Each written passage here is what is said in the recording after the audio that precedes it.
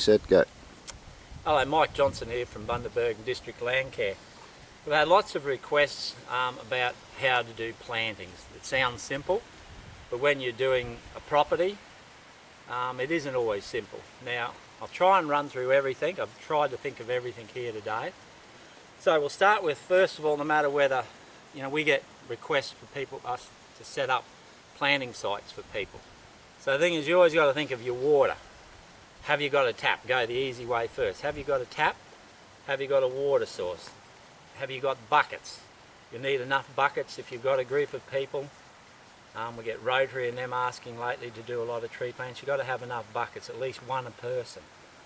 We'll give people a loan of our sterling planters. This isn't the one with the label, but that's what we call these. But generally we sell these as well now at our nursery. But you'll also need, like I always say, if you can't find those trees, you're going to lose them. You're going to either hit them with a whippersnipper when you're doing weed control or when you're spraying. So you've got to get your bamboo stakes, usually Fernland we get them from, got an online catalogue. You need your UV resistant, place around Enterprise Street there, I'm not sure sells them, but make sure the flagging tape is UV resistant, otherwise it'll just break down in 6 months, 4 months in summer. Won't be able to see them, same deal. These are a shorter stick. You can get ones, I think, they're various sizes, but if you've got a lot of trouble with long grass, get the 1.2 metre ones. This site's been cleared by the machine, we're at ISIS today, so it's pretty easy. So we didn't need real big sticks. I think they're about 8 to 10 mil, this size. So anyhow, like we said, the main thing is you need water. So if you've got a group of people, if you've got hoses or something, like the base hospital lets us have a lend of their water supply, you just rig all your hoses. Your ground's got to be soft. It doesn't matter whether you all show up and the ground's rock hard, it's going to be bad. You're not going to have any luck. You'll probably get no trees planted and the trees will probably die. So you've got to be soaking the ground, either preferably always after rain. That's always hard to gauge to line things up.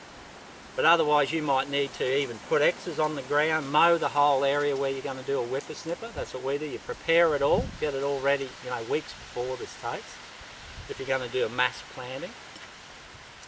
And then maybe you'll mark it with some cheap marking paint that just breaks down. Just put your X's and maybe you'll go and throw a bucket of water or soak that for the week before, and get that ground soft. So the whole idea is you need water. You make sure you've got all your fittings. You make sure whether they're security taps, you've got the fitting that'll fit on them. If you're out in the field, you might need to get those big pods that they have the sea salt in. You often get them for about $100. Put them on the back of your ute. Even one person, I lift that on the back of the ute when it's empty. Get the fittings from the Krakens and that to put your big pipe on them. And then you use gravity, you just fill her up with a hose, drive it down to the site, fill up your buckets, Or you can be lucky like ISIS here and they connected up their water to their main line, and we just turn it on, and that's a great idea if you've got a property. But anyway, so that's the water. It is very important. We're going to show you how to do it. Now hopefully, if we're doing it, we won't, as soon as you get a machine involved, apart from being dangerous, but this is we've got a bit of red dirt on it, but there's the other side of it. They're clean, that's spring steel. So this is how it should work. Get it in there, push her in, you wriggle it. Should go up to your stirrup.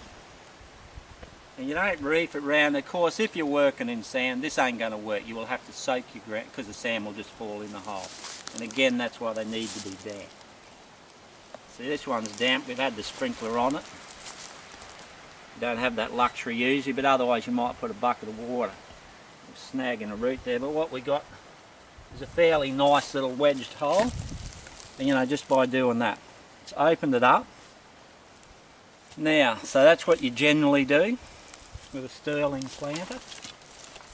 Now here's another thing we've just found out. Okay, water crystals. You never put more than 2 shakes. If you're out in the middle of the paddock, you wouldn't use more than that much. 2 shakes in your hand, drop it in the bottom of the hole. right down the bottom and then a bit of dirt on it. Some people use a bit of chook pup as well, put it in there. But you know, often natives are pretty good. It's really about their water. You then have to, you can add a bit of water then. I've got a bunch of roots here from nearby trees and that's normal. And you know, if you're organised, most people, you know, we're doing hundreds here, so we are.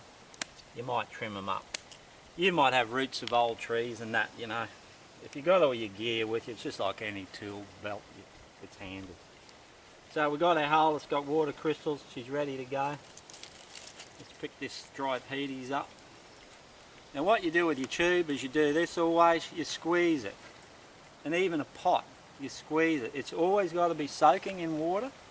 These are all sitting in water soaking. Again, if you're not soaking them in water, you're not going to have any success. They will fall to bits as you get them out the tube. So these are the things you've got to be ready. You've got to have your ground wet. You've got to have all your pots soaking. As soon as you get there to your site, you'd get all your trees sorted in the buckets, what you want, and get them soaking while you're doing everything else. So this one's getting pretty big. So you've squeezed it, each side of it, and you flick it. And it should come out like that. If it doesn't come out like that, your plants haven't been soaked long enough. If you're getting really old stock and all the roots are through the bottom, they're nearly root bound, often you don't sell those to people, but you might put them in, we might put them in just to get rid of them at a site we're doing for nothing, you know. So yeah, that's all real good. So that's good. If that was really had a lot of big, you know, the roots were starting to go through the pot, you might take this again, always have gloves on, that's for sure. And you might run the blade down to break the roots. And you might even trim the roots. You might have to cut this tube, always cut away from it. You might have to cut that tube off of it, throw it away, doesn't matter. It's about the plant. So of course all you do, stick him in the hole. Now you see, you put him right down, you try to at least get it level, don't ever have it sitting up so the top of the roots are above the ground. This is just beautiful red soil, except when you're trying to clean your clothes. So you always press firmly with your knuckles sort of round it because you're trying to get this dirt up against the roots. And then just, yep, smooth around, always firm. And sometimes if you've got some leaves or some old mulch around, particularly if you're out in the paddock, but it's just good. Just, it keeps the roots cool, just spread a bit of mulch around it. Now if this was like, this is on the downhill, if this was a fairly dry site, and you know, you might even dig a bit of a little berm up behind it to catch the water. As the water comes down, it'll catch here and it naturally captures it and sinks in and keeps it watering. Say you had a shower where you might only have a few mil, that water might run down here and it'll collect around it, so it helps water it. So yep, done. Now of course, as we said, then after you're done, whack them in. If you do a big tree plant, you know, everyone, what you normally do then of course is you do your water before and then you water. It's good litre on them is good. Remember, you've got water crystals. If you've got water crystals in there, they're going to expand too. And if you're doing a big tree plant, you'll often hear them say to you, oh, when you're finished and it's all watered, stick the thing on the top. Well, that's if you often they're at like big council dues and that's what they do. But you know, generally we just go along and you're putting the empties in the buckets. And when you put them back in the bucket, stick it in the place they were. So that way all your plants don't fall over and they don't all, the dirt fall out of them, they all get all buggy. So you keep that tightness in. Because you have one bucket with your plants in half full of water and you carry around your other bucket for watering as well. And you can use both. Another way with your watering, you might use, like we do on some sites, the old trolley from bloody Super Cheap. And we fill these up, stick them on here, it's just too heavy to carry around. And we drive and we drop them around at locations. You know, if you didn't have much water, you might fill them up at home. You know, we have about 10 of them. And you drop them at locations all around your site, so you've got like watering points.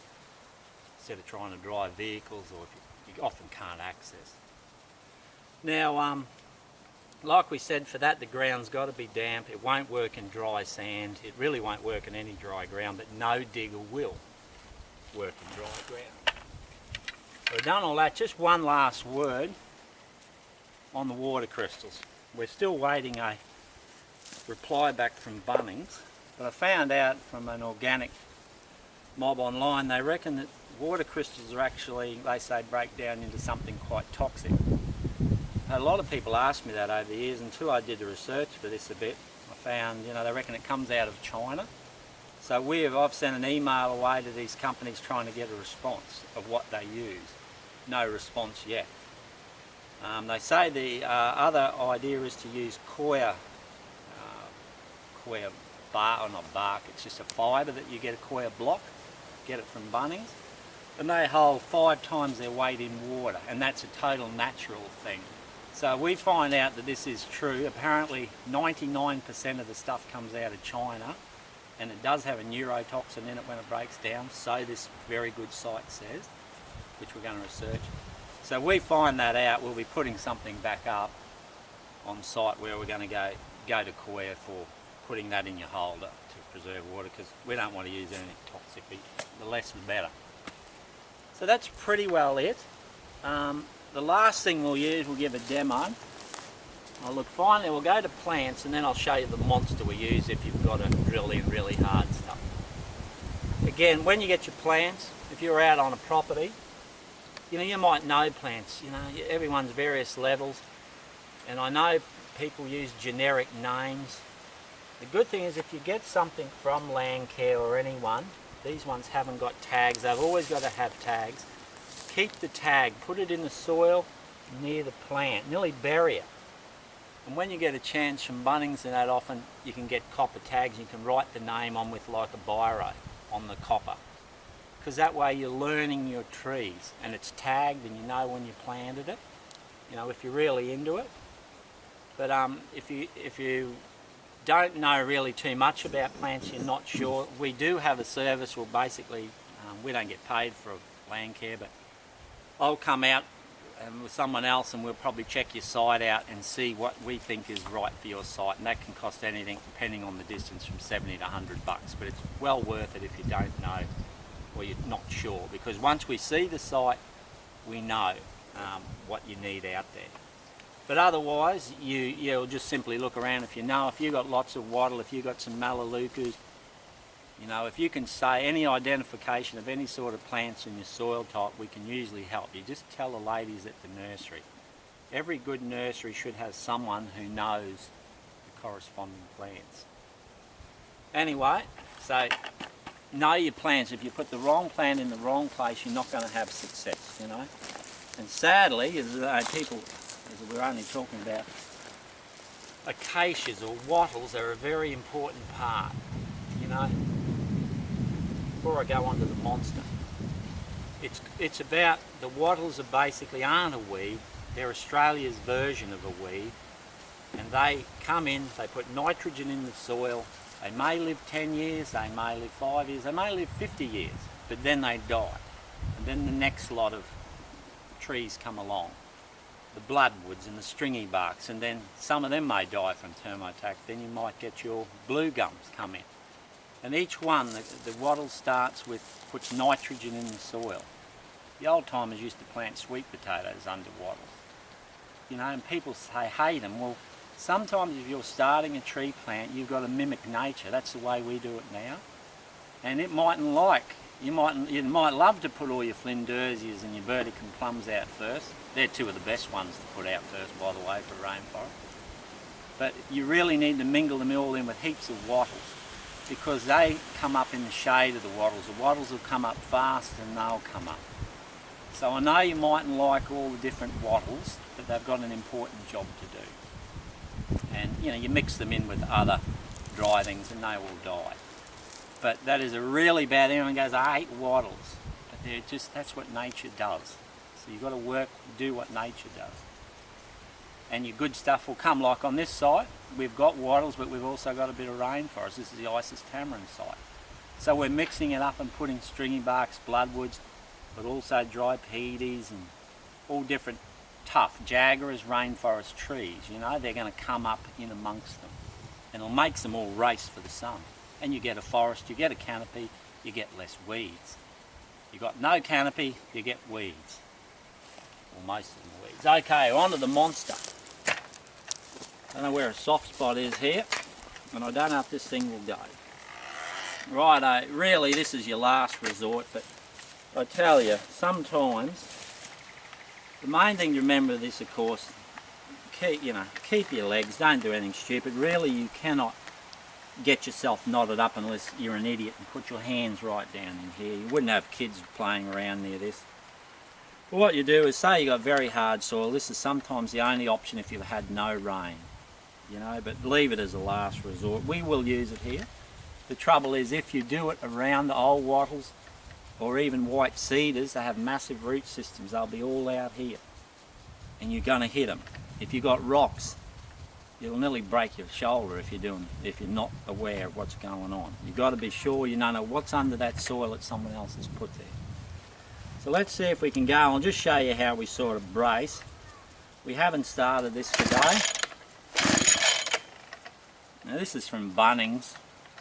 We've given it a fair flog and it's probably done over 2,000 holes. And it's still going all right. Well, we're nearly there.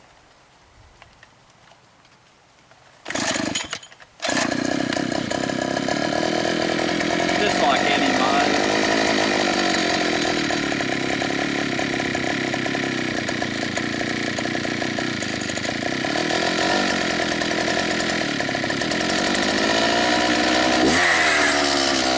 So, just brace yourself with these. Okay, sticking your legs up real close to it. Brace your legs and put a bit of weight on it. Don't rev it hard, go slow.